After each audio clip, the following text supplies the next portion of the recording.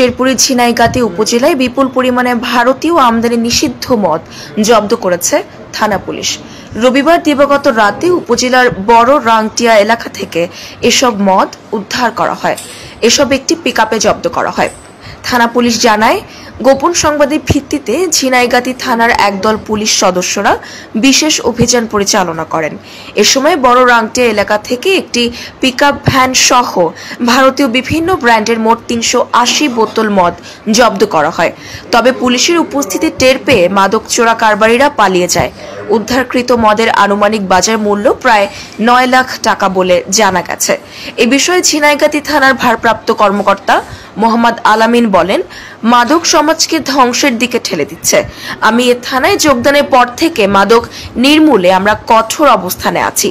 সীমান্ত এলাকায় যে কোনো মূল্যে মাদক প্রবাহ রোধ করা হবে। এই ঘটনায় জড়িতদের চিহ্নিত করে দ্রুত আইনের আওতায় আনা হবে।